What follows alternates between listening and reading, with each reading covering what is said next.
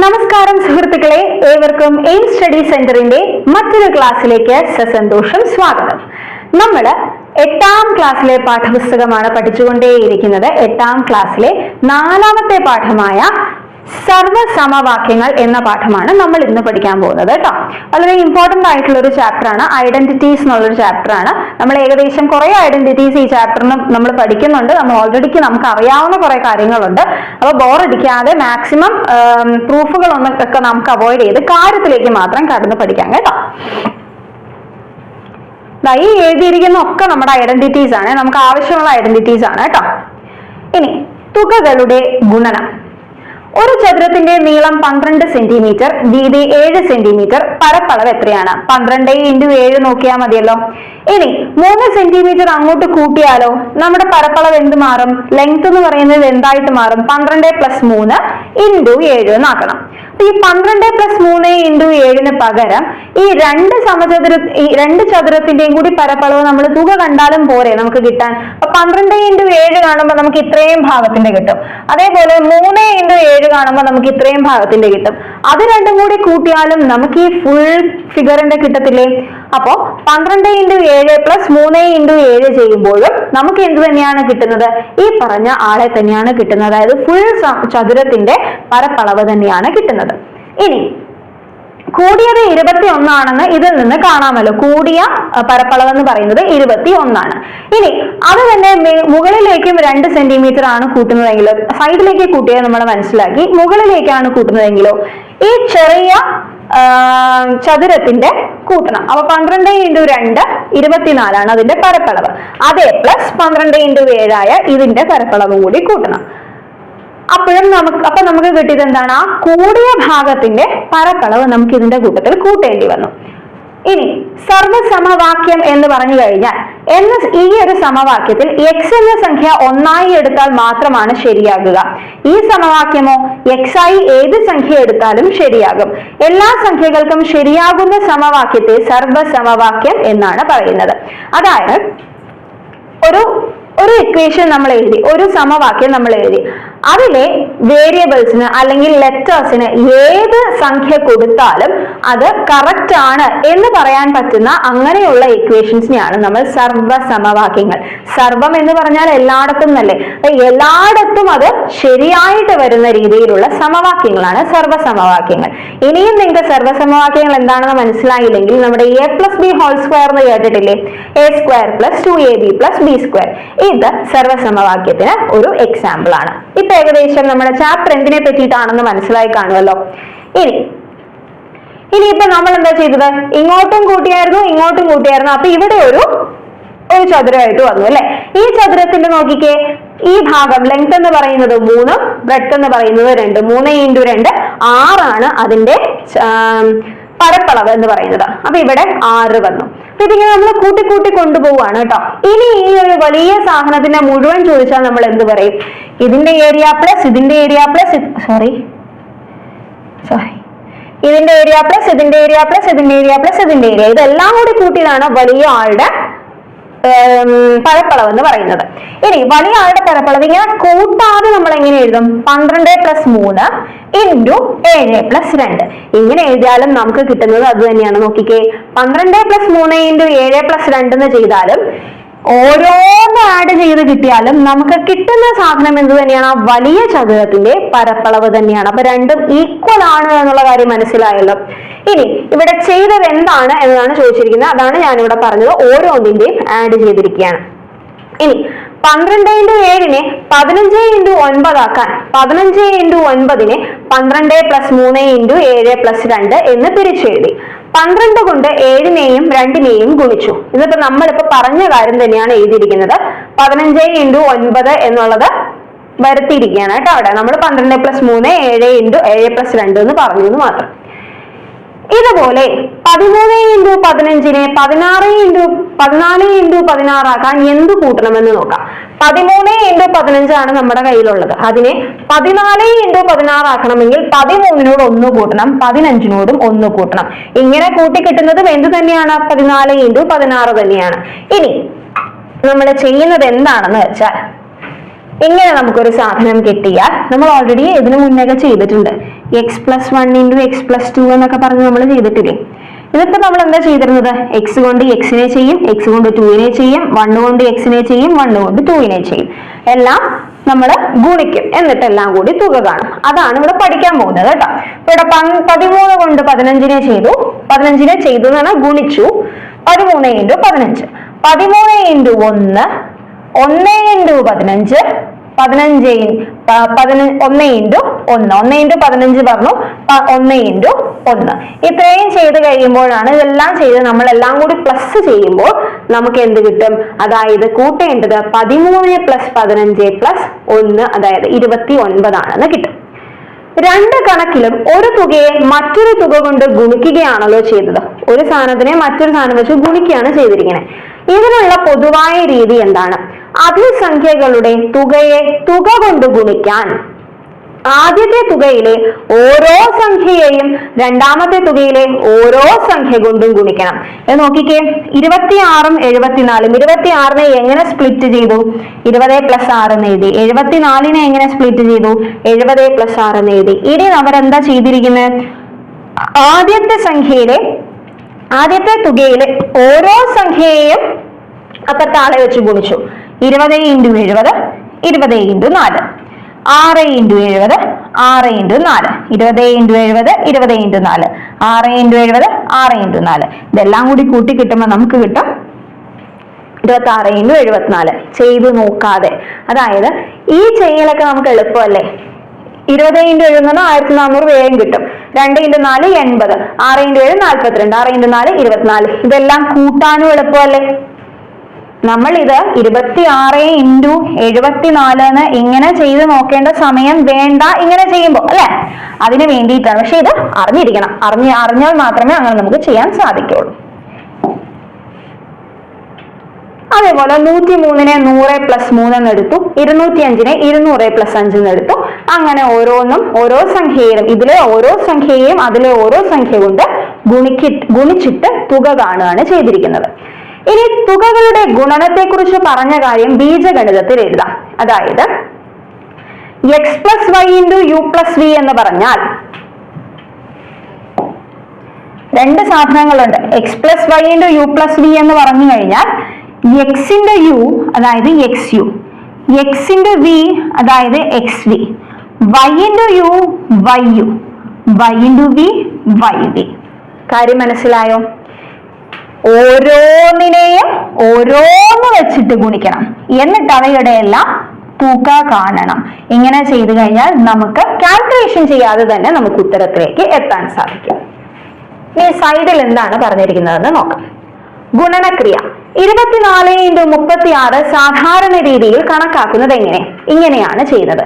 അതിന് പകരം 24 ഇതിലെ ഓരോ വരിയിലെയും ഗുണനഫലങ്ങൾ കൊണ്ട് കിട്ടിയത് എന്തൊക്കെയാണ് എന്നാണ് നോക്കിയിരിക്കുന്നത്. ഇതൊക്കെ തന്നെയാണ് നമ്മൾ ഇങ്ങനെ സ്പ്ലിറ്റ് ചെയ്യുമ്പോഴും നമുക്ക് കിട്ടുന്നത്. അത് കാണിക്കാൻ വേണ്ടിയിട്ടാണ് കേട്ടോ അവരത് തന്നിരിക്കുന്നത്. ഇനി 6/2 8 1/3. 6 + അരയാണ് 6/2. 8 1/3 എന്ന് പറഞ്ഞാൽ 8 + 1/3 ആണ്. ഇനി എന്ത് ചെയ്യണം? 6 × 8, 6 × 1/3, അര × 8, അര × 1/3. ഇത് ചെയ്യാൻ കുറച്ചും കൂടി എളുപ്പമല്ലേ? ഇതിനെ ആദ്യം ഇംപ്രോപ്പർ ആക്കി അതിനെ പിടിച്ച് ഇൻറ്റു ചെയ്യുന്നതിനേക്കാളും എളുപ്പമാണ് ഇങ്ങനെ ഡിവൈഡ് ചെയ്താൽ ചെയ്യാൻ. അങ്ങനെ 6 × 8 48. ഇത് 6ഉം 3ഉം കൂടി കട്ട് ചെയ്ത് 2, 8ന്റെ പാതി 4, 1/6. ഇതെല്ലാം കൂടി ചെയ്ത് കഴിഞ്ഞാൽ നമുക്ക് കിട്ടും 54, 1/6 കിട്ടും. ഇനി മറ്റൊരു കണക്ക് നോക്കാം. കലണ്ടറിലെ സംഖ്യകളുടെ തുകകളെ കുറിച്ചുള്ള ചില രസകരമായ കാര്യങ്ങൾ 7ാം ക്ലാസ്സിൽ കണ്ടിട്ടുണ്ട്. ഇനി അവയുടെ ഗുണനഫലങ്ങളെ കുറിച്ചുള്ള ഒരു കണക്ക് നോക്കാം.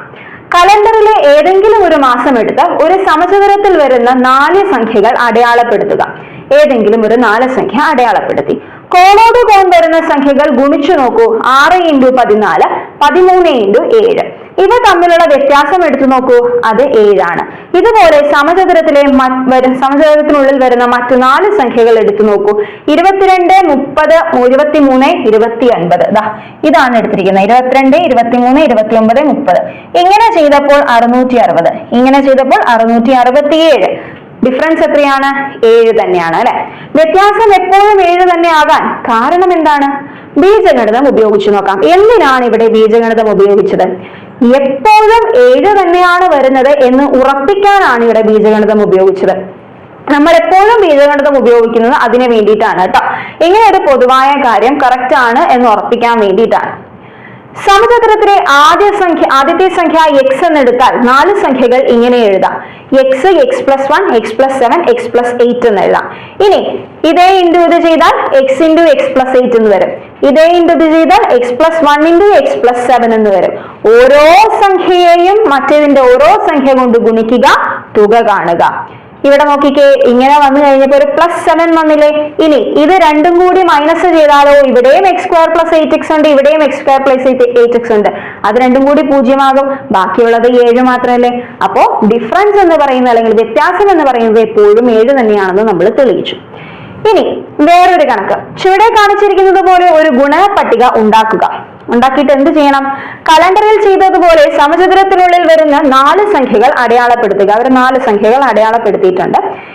കോണോടുകോൺ ഗുണിക്കുന്നതിന് പകരം കൂട്ടി 12 + 20 32, 16 + 5 31. അടുത്ത സംഖ്യകൾ എടുത്തപ്പോഴും 83, 82. ഇവയുടെ എല്ലാം വ്യത്യാസം എന്താണ്? ഒന്ന് തന്നെയല്ലേ. അത് ബീജഗണിതത്തിൽ എഴുതാൻ പറഞ്ഞാൽ എന്ത് ചെയ്യണം? ഏതെങ്കിലും ഒരെണ്ണത്തിനെ x എന്ന് ഫിക്സ് ചെയ്യുക, ബാക്കിയുള്ളതിനെ എല്ലാം x + 1, x + 2 എന്ന രീതിയിലായിട്ട് എഴുതുക. ഇതൊന്നും നമുക്ക് പരീക്ഷാ പോയിന്റ് ഓഫ് വ്യൂവിൽ നമുക്ക് ആവശ്യമില്ല ഇങ്ങനത്തെ കാര്യങ്ങളൊന്നും. പക്ഷെ ഇത് ചെയ്യാനുള്ളത് മാത്രം ആവശ്യമുണ്ട്. ബീജഗണിതത്തിൽ എഴുതാനുള്ളത് അധികം അങ്ങോട്ട് വരാറില്ല, പക്ഷെ അറിഞ്ഞിരിക്കണം. ആദ്യം എഴുതിയ വരിയിലെ ഒരു സംഖ്യ yx എന്നെടുക്കാം. ഈ വരിയിലെ അടുത്ത സംഖ്യ എക്സിന്റെ അടുത്ത ഗുണിതമാണല്ലോ, അതായത് y + 1x എന്നെടുക്കാം.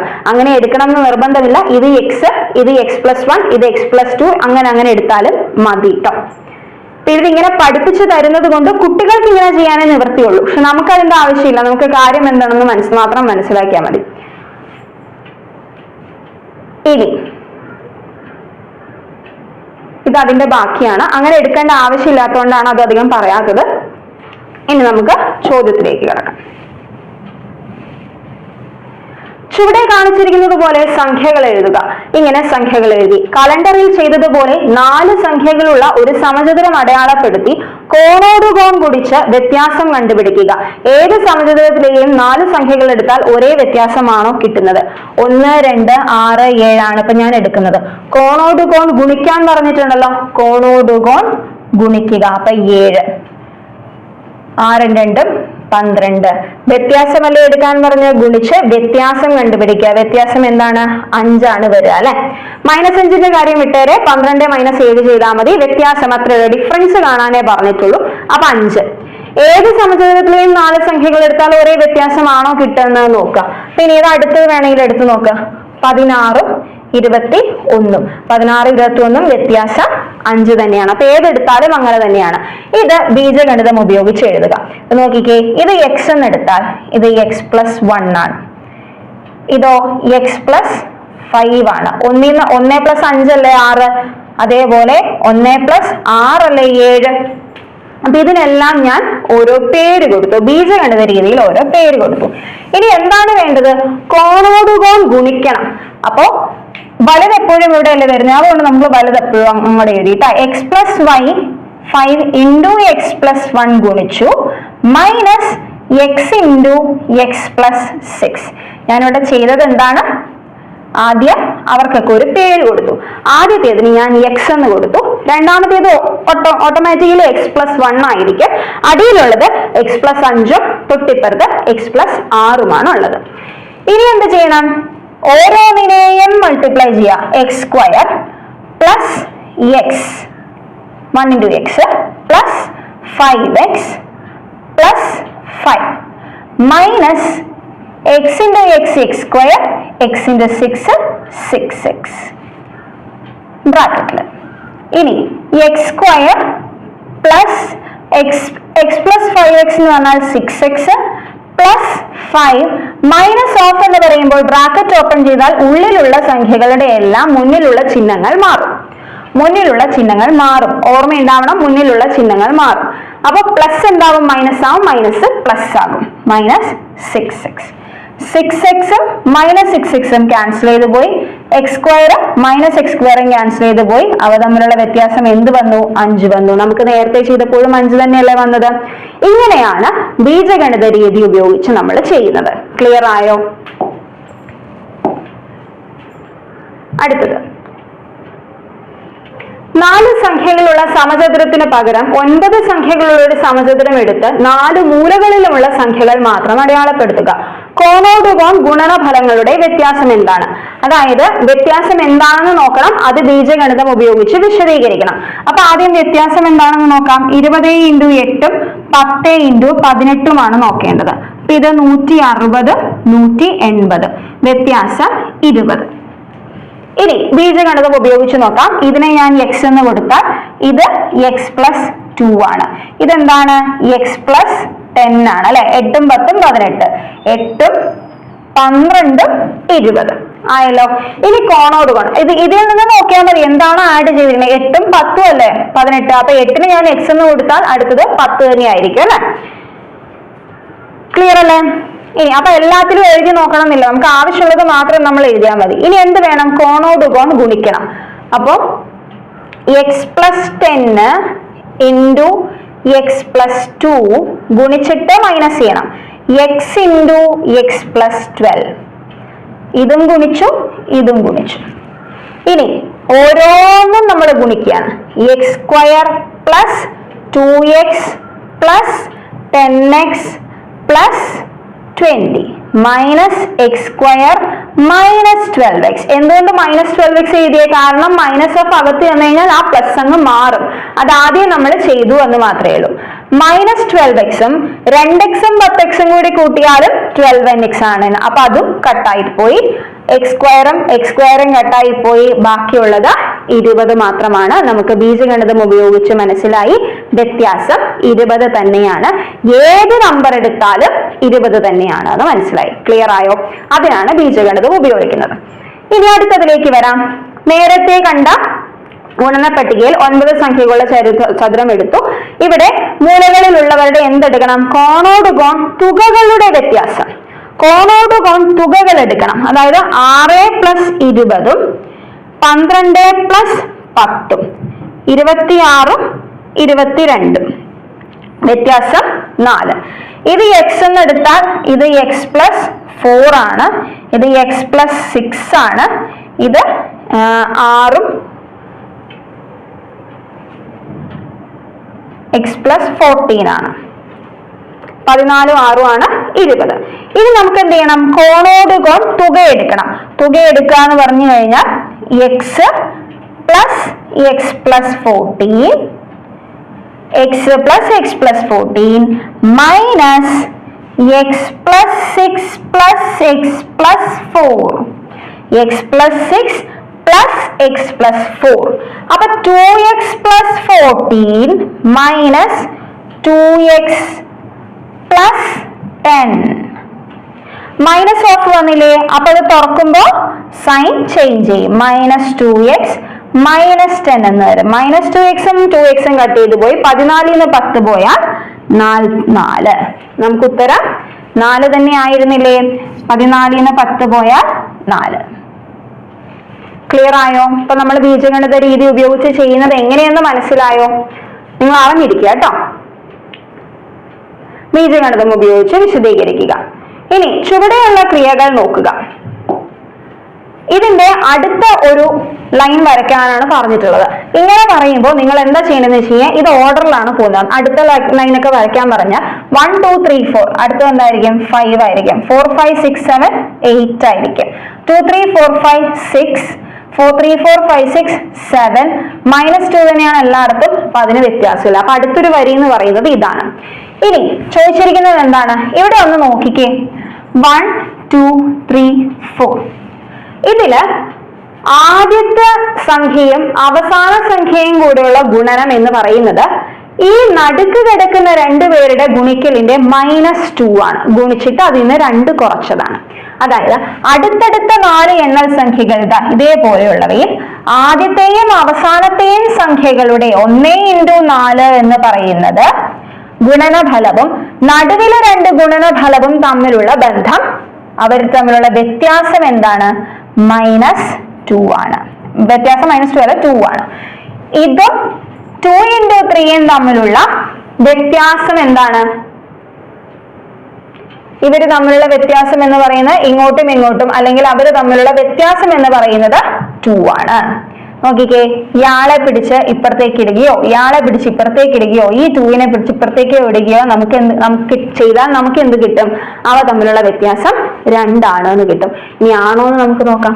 2 into 3 6, 4 into 1 4, 6 minus 4 2.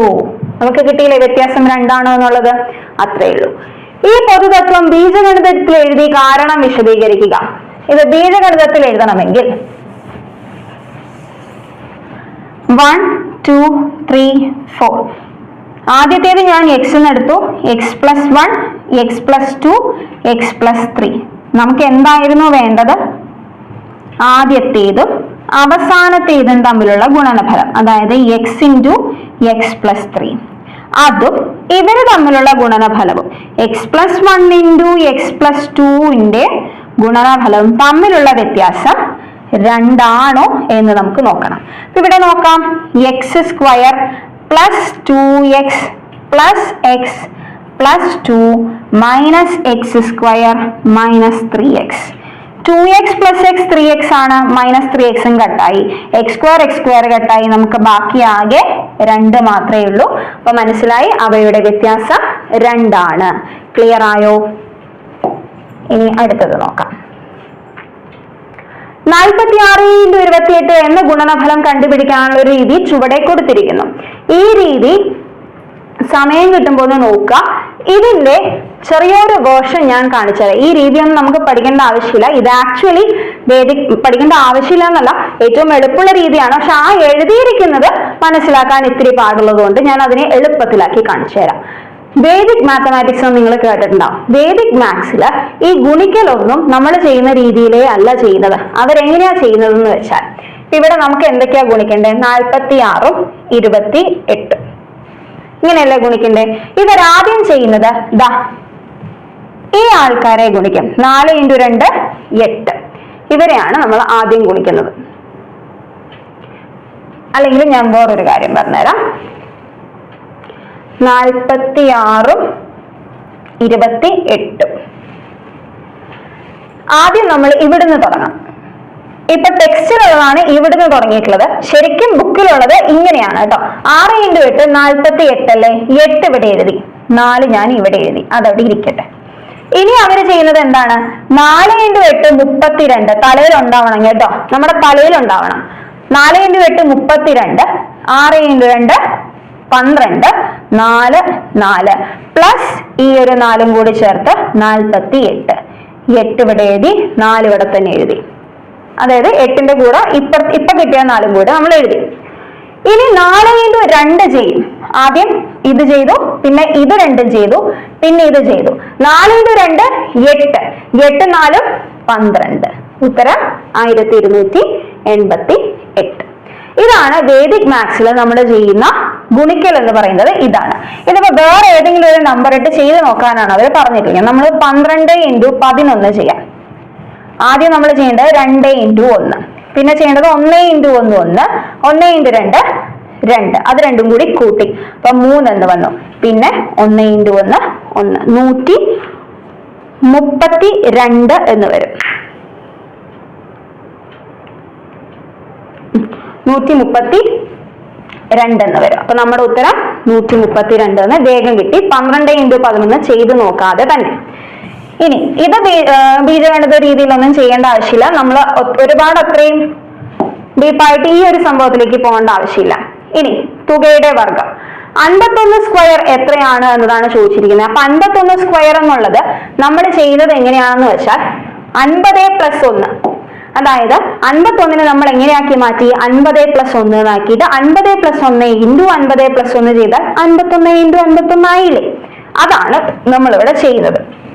എന്നിട്ട് നമ്മൾ എന്ത് ചെയ്യും? 2 സംഖ്യകൾ അപ്പുറത്തും ഇപ്പുറത്തും കൊണ്ട് തുകയായിട്ടുള്ളത് ഗുണിക്കണം.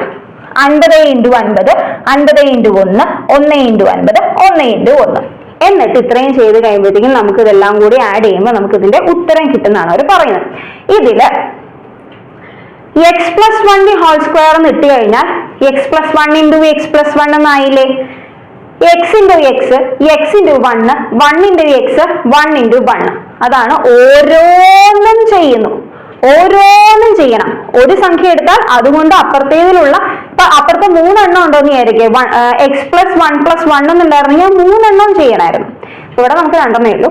എന്നിട്ട് X into X X square x+1 ഇത്രയും നമ്മൾ ചെയ്തില്ലേ.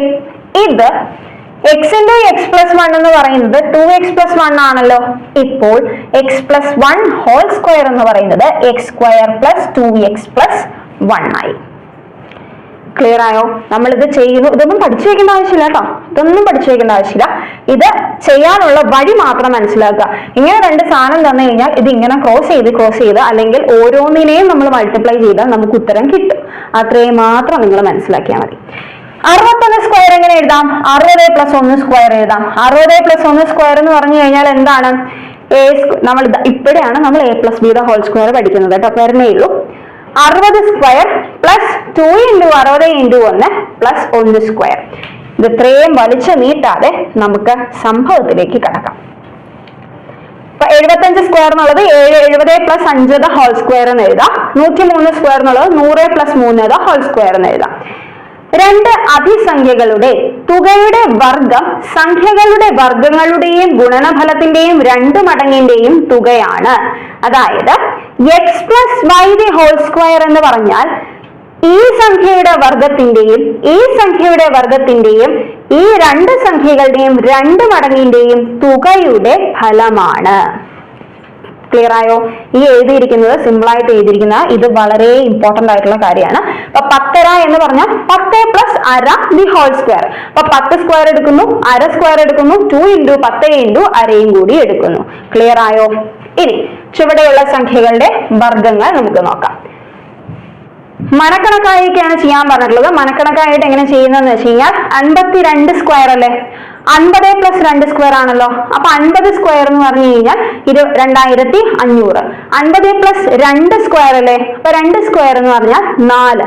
2 × 50 × 2 അതായത് 50 × 4 2000.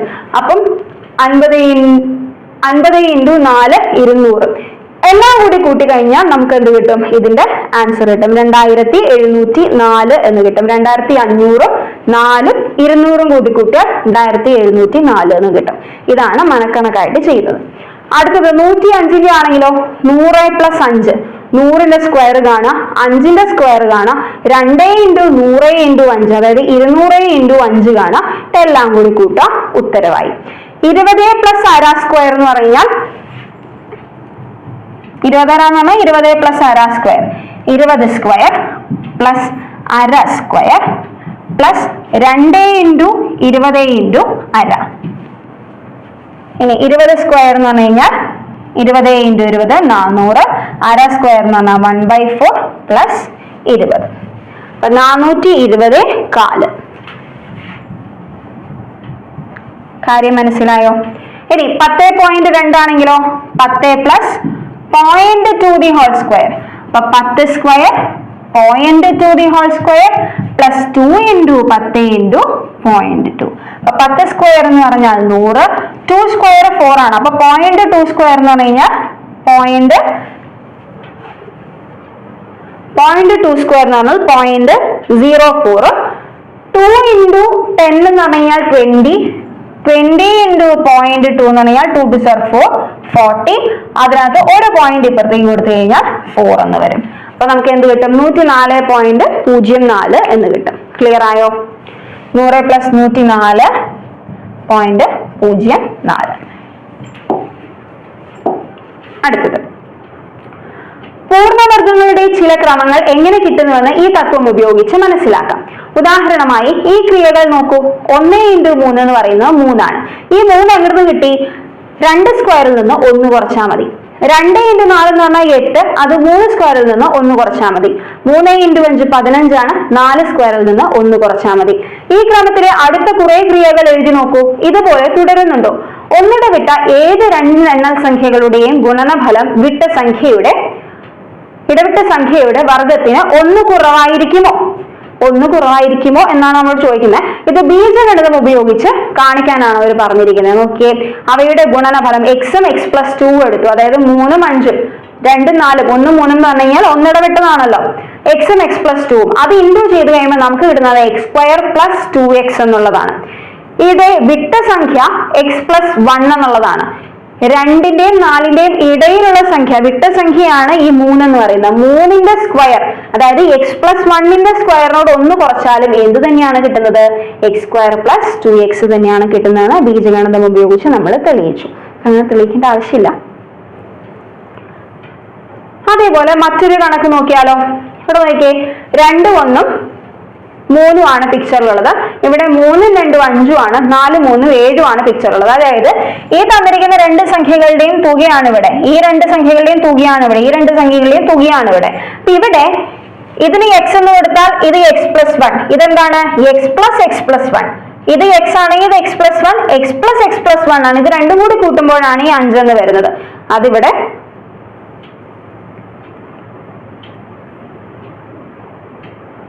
ഒന്നിനേക്കാൾ വലിയ ഒറ്റ സംഖ്യകളെയെല്ലാം ഇങ്ങനെ അടുത്തടുത്ത എണ്ണൽ സംഖ്യകളെ വർഗ്ഗവ്യത്യാസമായി എഴുതാൻ കഴിയുമോ?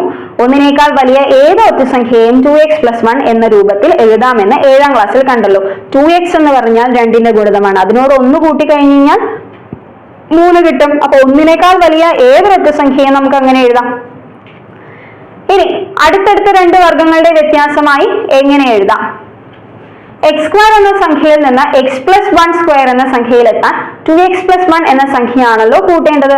അപ്പോൾ 2x + 1 കിട്ടാൻ എക്സ് പ്ലസ് 1 സ്ക്വയറിൽ നിന്ന് എക്സ് സ്ക്വയർ കുറച്ചാൽ മതി. അതായത് 2x + 1 കിട്ടാനായിട്ട് ഇവിടെ നിന്ന് ഇത് മൈനസ് ചെയ്താൽ മതി എന്നുള്ളതാണ്. ഇതൊന്നും നമുക്ക് അത്ര ഇമ്പോർട്ടന്റ് ആയിട്ടുള്ള കാര്യങ്ങളില്ല. ഇങ്ങനെ ഒന്നിനേക്കാൾ വലിയ ഏത് ഒറ്റ സംഖ്യയെയും അടുത്തടുത്ത പൂർണ്ണവർഗ്ഗങ്ങളുടെ വ്യത്യാസമായി എഴുതാമെന്നുമാണ്. വർഗ്ഗങ്ങളുടെ പൊതുവായ ചില സ്വഭാവങ്ങൾ വിശദീകരിക്കാനും തുകയുടെ വർഗ്ഗതത്വം ഉപയോഗിക്കാം. ഉദാഹരണമായി ഒറ്റ സംഖ്യകളുടെ എല്ലാം വർഗ്ഗങ്ങളും ഒറ്റ സംഖ്യകൾ തന്നെ. ഒറ്റ സംഖ്യകളുടെ എല്ലാം വർഗ്ഗങ്ങളും ഒറ്റ സംഖ്യകൾ തന്നെ നമുക്ക് സ്റ്റേറ്റ്മെന്റ് ആയിട്ട് നമുക്ക് ചോദിക്കാം. ആ സമയത്ത് നമ്മൾ അന്വേഷിച്ച് നടക്കേണ്ട ആവശ്യമില്ലല്ലോ, അന്ന് ആലോചിച്ചാൽ മതി. ഒറ്റ സംഖ്യകളുടെ ഒക്കെ വർഗ്ഗങ്ങൾ ഒറ്റ സംഖ്യ തന്നെയല്ലേ? 3ന്റെ 9 അല്ലേ, 5ന്റെ 25 അല്ലേ, 7ന്റെ 49 അല്ലേ, 9ന്റെ 81 അല്ലേ? ഇതെല്ലാം ഒറ്റ സംഖ്യകൾ തന്നെയല്ലേ? ഇനി വലിയ സംഖ്യകളിലേക്ക് 15ന്റെ 225 അല്ലേ, 13ന്റെ 169 അല്ലേ, 11ന്റെ 121 അല്ലേ? അപ്പൊ ഇതെല്ലാം ഒറ്റ സംഖ്യകൾ തന്നെയാണ് എന്ന് നമുക്ക് മനസ്സിലാക്കാം. അതിന് ഇനിയിപ്പം എക്സ്ട്രാ പഠിക്കൊന്നും നമുക്ക് ആവശ്യമില്ല അല്ലെ. ഇനി